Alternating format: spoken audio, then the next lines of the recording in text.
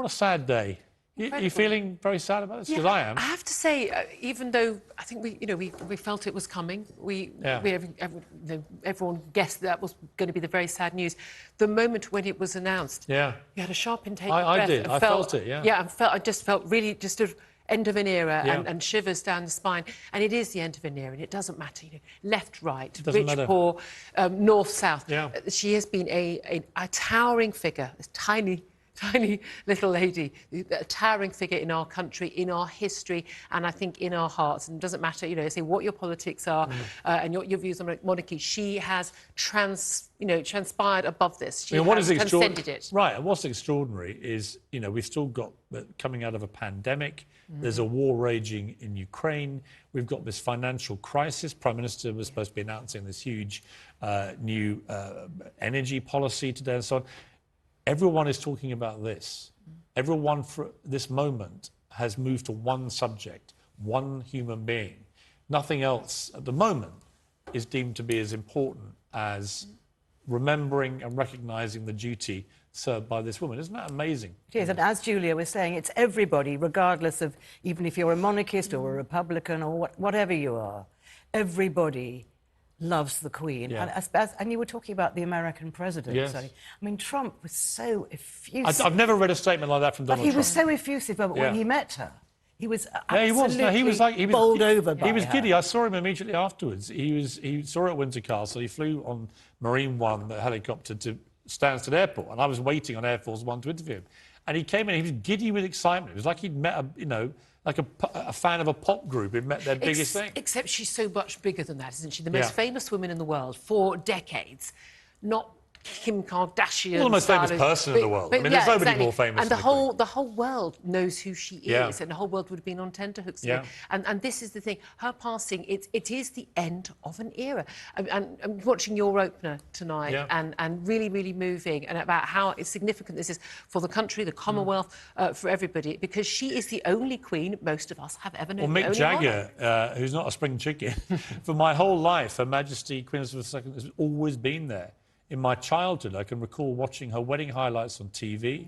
I remember as a beautiful young lady to the much-beloved grandmother of the nation. My deepest sympathies are with the royal family. Mick Jagger, Rolling Stone's star. I think he's 80 now, isn't he, Mick Jagger, 79, 80? But she's reinvented herself again and again. Do you know, the two abiding images for me, and when someone dies, I mean, it's always tragic, but dies at 96 after a life so well lived, there are things to celebrate as well as to commemorate. And for me, the fact that she reinvented herself with that wonderful performance at the opening ceremony of the 2012 Olympics, which you cannot think about. Well, that was fantastic. And there was the mic drop with Harry, which was a great moment. And having tea with Paddington Bear. In fact, you know what? We should let's get the Paddington Bear clip, guys, because I'd love to play that, because that was an amazing clip. And let's also get the Daniel Craig thing and get the Harry mic drop. Let's play some of these clips, because they really do epitomise that lighter touch side of her. And as she got older. Here's the Queen and Paddington Bear. Let's watch this. Never mind.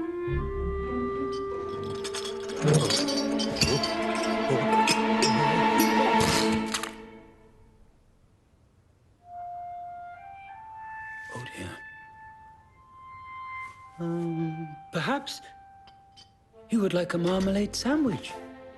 I always keep one for emergencies. So do I. I keep mine in here. Oh. For later. And Paddington Bear has tweeted tonight, "Thank you, Mum, for everything." That was a wonderful moment in the Platinum Jubilee. Unexpected. The Queen always liked to surprise us. And that was a wonderful moment of levity. And she was very good at that, making people laugh, as well as everything else, comforting us in the difficult times, making us laugh occasionally, and sometimes celebrating with us, when things were great. When the Lionesses won the European Championships, the Queen was straight out with a statement and reflecting the nation's joy. And that was great to watch too. It wasn't always about being there in the tough times. Joined by Adam Bolton. I feel quite gutted tonight, I've got to say. And more than probably I expected to. I thought I'd be, sad and everything, but I feel genuinely like a light's gone. you know? Well, I think that's true. I think that the whole nation feels gutted, Yeah. to use the phrase, simply because the Queen has been the one solid, permanent feature Yes. in our life, our political life, for everyone. On the politics, Adam, it's been reported now the Prime Minister, Truss, of just a couple of days, was informed of the Queen's death by the Cabinet Secretary at 4:30 p.m. while she's working in Downing Street, presumably on the big energy policy, which is going to be announced today, and has now had to be shelved, I would imagine, in terms of announcing it. She's spoken to the new King, Charles III, and she will chair an operational ministerial meeting at 9. I mean, if you're a new Prime Minister and you're dealing with pandemic, war, financial crisis, and then you get hit with one of the biggest news events of my lifetime, if not the biggest, the death of the Queen. This is a big thing for her to have to handle. It is, and it's interesting because she got her main energy announcement out in the Commons today, and of course there's going to be absolutely no attention paid to it over the news cycle of the next week. Has the energy thing been announced? It has, yeah. So I mean, I wasn't even aware of the announcement because it's all been dwarfed by that was the point where actually the first inkling that there was some big news was when she was was when we could see that Nadeem Zahawi, obviously there was a note being passed, and then a note was passed to. Because I didn't see that live. I just saw Yep. tweets saying it's all been interrupted. And I wasn't sure if she had a chance to announce it. I mean, it's an interesting thing, isn't it, Julia, where this is a really difficult time for the country. A lot of people really suffering. They'll want to know what's happening with these energy bills. This is a huge distraction from a government trying to deal with that. Is that going to be problematic? Look, this is, I mean, it's not the most convenient day, but these things don't happen on convenient days. I think back actually to 1997, and actually Tony Blair, very new as a Prime Minister. And Diana, and then Diana. And of course, her death, I mean, not as constitutionally significant, she wasn't the monarch, but much more shocking because of her young age. This obviously very, very different. But, Prime Ministers have to deal with, as we know, events, I mean, events. 97 was a crisis for the royal family. Yeah, it was. Because basically public opinion was not on their side. Yes. It was felt that they hadn't It's different now. responded. Everyone's... This side, everyone is mourning the Queen together. And of course, in the end, the Queen pulled it out by, as you remember, changing the rules to fly the flag at half-mast. Well, and there's also going to be a 10-day period of mourning, coming back apparently, to will London. begin tomorrow. Tributes to the Queen and the Commons from noon. 10 days of mourning, Adam. Do we know what that actually entails? People will be wondering, do we go to work? And what goes on in a 10-day period of mourning? It's a period where... The Test match, apparently, tomorrow, for example, has been postponed. And indeed, the rail strikes have been postponed So a lot of stuff won't be happening. So a lot of things will go on hold, and I wonder if people have social engagements next week, whether they'll go ahead. I mean, there's no law saying you can't have a party, but it might just feel wrong. And also, what we do know is that there'll be these periods of lying in state, both in Buckingham Palace. 3 days, I think, at the Palace. 3 days at Westminster Great Hall, and that will allow, I suspect, more than 1 million people. Yeah, at least. And if we think back to when the Queen Mother died and how many people this will be the biggest thing of its kind we've ever seen. I want to go to Jessica King. She's talkTV's correspondent. She's at Buckingham Palace. And, I mean, amazing scenes down there, Jessica. How many people are there, do you think? Oh, I would say thousands of kids. I mean, it's been steadily growing all afternoon, and the rain has not deterred people from coming down here to pay their respects. It's just a sea of people, a sea of phones in the air taking photos of Buckingham Palace, leaving flowers and leaving cards. And I'm joined now by Ian, who's one of those people who's come down this evening to pay their respects. Ian, you've left a card at Buckingham Palace. How do you feel? I have. I feel terribly upset tonight. More so because my father also fought for this, for king and country before the current Queen. He was a committed royalist, as I have always been. I believe that the Queen has done the most incredible job for this country. She's given absolute her all with duty, with care, and through terrible times in this country's life. And she deserves us all to come out on a very rainy night to pay our respects to her. And I only hope the younger generation look at us all here tonight and understand what we've lost today. Absolutely. Because we've lost someone quite incredible.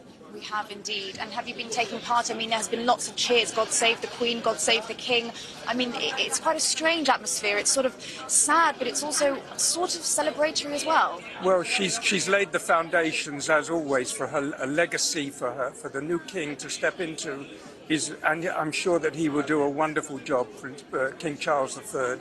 But all of us here, we're celebrating an incredible life, a life that will never ever be repeated.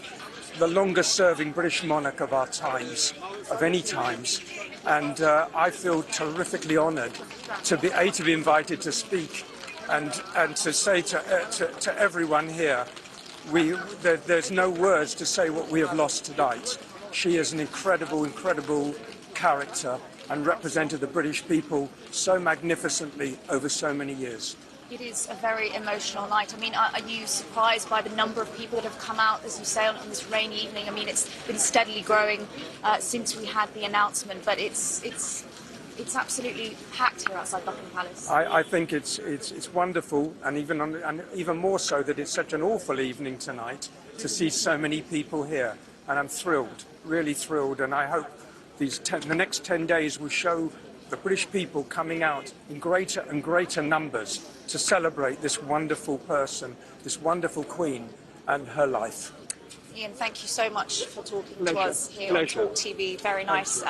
Ian there, just one of the many, I would say thousands who have come down this evening, Piers, to pay their respects, lay flowers, bring cards. It really is quite a charged, emotional atmosphere. And as we were saying, despite the weather, people here, I mean, there's a huge media interest, as of course you can imagine. I mean, media for miles around the palace. But it really is quite an emotional night here outside Buckingham Palace. Thank you very much indeed, Jessica. You were just mentioning, Julia, about black cab drivers. Yes, of course, just near there, just on the Mall, black cab drivers have amassed hundreds of them, and they have parked up with their lights on. In silence, as a silent tribute. We know you black cabbies always very devoted to the Queen, to the monarchy. And they do this kind of thing, and it's very powerful when they do it. Yeah, absolutely. Yeah, it's all just so British, isn't it? Dame Helen Mirren, Dame Helen Mirren, who of course played the Queen in the famous movie about the Queen. I'm proud to be an Elizabethan. We mourn a woman who, with or without the crown, was the epitome of nobility. And A.P. McCoy, the champion jockey, calls the Queen massive horse racing fan. Your Majesty has been an integral part of horse racing, he's just tweeted. We will miss your knowledge, passion, sense of humour, charming ease, and most of all, your irreplaceable presence. R.I.P. Ma'am. I mean, that's the thing really about the Queen, isn't it? That wherever you stand, everyone has respect for her. They may have opinions about other members of the royal family. You know who's just put a statement out? Vladimir Putin extends his condolences to Britain for irreparable loss. You know what, Putin? You can stick your condolences. Yeah. It's the loss you're causing to lives in Ukraine that I'm concerned about. So stick your condolences where the sun don't shine. Ingrid, this is a moment where tonight is very raw, and we're just hearing about this. Over the next few days and weeks, this is going to build into a huge thing with the state funeral, the world leaders coming in from around the world. And then, of course, Charles will have a coronation. We haven't had one in our lifetime, any of us. I mean, I don't suppose there won't be a coronation this year. When will it be, do you think? I think it'll probably be beginning of next year, or maybe, I mean, when next spring, probably. Yeah, probably in the spring, yeah. Because when the Queen exceeded... What was the time difference between She exceeded the throne in February, and the coronation was the following June. Yeah. But... So I think you're probably right. The spring. There is something quite, I suppose, for me, quite shocking though when you see that announcement from Buckingham Palace. The King announces exactly how quick that process. This is the firm, as Diana always called it, and it springs into action straight away. There is a process. There is a protocol. There are operations. This is actually Operation Unicorn because it's all. I was sent the entire plan the moment that her death was announced. This whole plan gets sent. Well, I mean, no one knows the answer. We were just saying earlier on, will the banknotes have to change? Yeah, well, presumably they do, but is that after coronation? Probably, I'd imagine. Well, we don't know, because we've never experienced it. I wonder if they've already printed some. I mean, would they do that? I don't know. It's an interesting question, isn't it? It might. I don't think anything will change to the coronation. Right. And then the regalia, imagine all that wonderful regalia, ER. So that... If you think how much her face, her name, her title are just intertwined with our cultural every post box, the stamps that we. Well, think about the Jubilee. Everywhere you went. Yeah. I mean, my daughter. I just had a picture of my daughter standing by a bus shelter in Kensington High Street, and there's the Queen.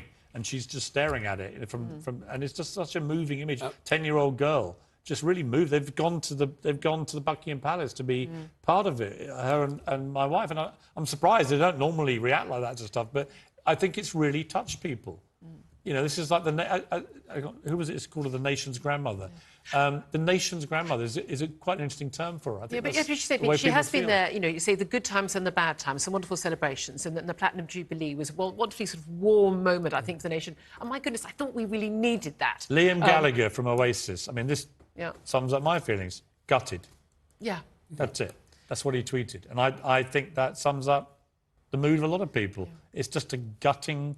It takes it out of you, doesn't it? It's the moment I heard the news, you know, watching it on the television, and you know it's coming, and I say you still feel slightly winded by it. But it's a whole nation feeling what most adults go through, wondering how long their parents have got, when they're going to die, and all the rest of it. And what she's gone through so recently. Well, this with thing her about own age husband. too. You know, I remember my grandmother lived to 94, and she was the sort of rock of our family. And this idea that because they're that age, somehow it's easy to deal with. I found it harder because I've known my grandmother for so much longer than many people, and would be such an integral part of our lives. I found it really difficult, actually. I didn't feel, she had a good innings. I felt like I'd known her a lot longer than many people are fortunate enough to know their grandmother. But the interesting thing I think about the Queen, and full respect to her, was she was not someone who ever played on her age. No. You know, although you know, the last thing she did was have to make adjustments, you know, walk with a stick, never mentioned it, never talked about it. So I think grandmother, that really wasn't what she was. She was, if you like, a more austere figure. You're right, and she was never seen, despite all her frailty and health issues, she was deliberately never let herself be seen in a wheelchair or anything, because she remembered what happened with her sister Margaret, Princess Margaret, who was seen, I think, in a wheelchair towards the end of her life, and was mortified. And we never saw the Queen, did we, in anything like that kind of situation? Although I'm told she was in a lot of pain a lot of the time. The only time we saw when she went to Chelsea Flower Show and she was in that golf buggy. Yeah. That's the only time. And she didn't look very pleased to be in it either. No. But it was a golf buggy, it's different. But it was about dignity, wasn't it? And it was also about the role that she felt that she played for the nation, where, you know, you're sort of a caretaker of the nation, and therefore you can't be seen in that position of weakness. I mean, I think one of the things people most have admired about her over the years is so many of the people who are in the public eye, is a lot of emoting now. There's a lot of gushing, there's a lot of, drama. She never did drama. It was always quiet, calm, get on with it, duty, stoical. Remember her way she behaved during lockdown? The stoical, you know, I mean, I don't think anyone will ever forget the scenes of her at Philip's funeral wearing that mask. But also that amazing, amazing address she gave, which, again, still gives me shivers down the spine when she echoed those words of the pandemic We'll meet again. I thought that was one... I actually thought that was her finest moment, absolutely. Actually. It was, but also, I think, typical that her last official engagement was such an important one. Being there, swearing in the next Prime Minister. You wonder how much of a struggle and a physical effort and pain she might have been in to do that. I mean, we will never know, but I suspect she probably had a few words for them. We've got a bit of that speech. Let's play a bit of that, because that was, I think, her finest moment, the speech about the pandemic. While we have faced challenges before, this one is different. This time we join with all nations across the globe in a common endeavour, using the great advances of science and our instinctive compassion to heal. We will succeed, and that success will belong to every one of us. We should take comfort that while we may have more still to endure, better days will return. We will be with our friends again. We will be with our families again. We will meet again.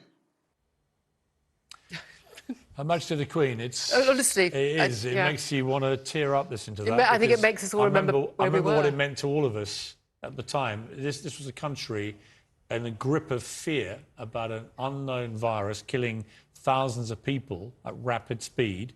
People were in lockdown on their own, separated from families and loved ones and friends and so on. And suddenly up she popped to sort of remind us that we'd been through World War II, we'd been through very difficult times, and we'd always come through them. And it was like a massive comfort blanket thrown over the country by our matriarch, you know, this woman who was there. It's 9 o'clock.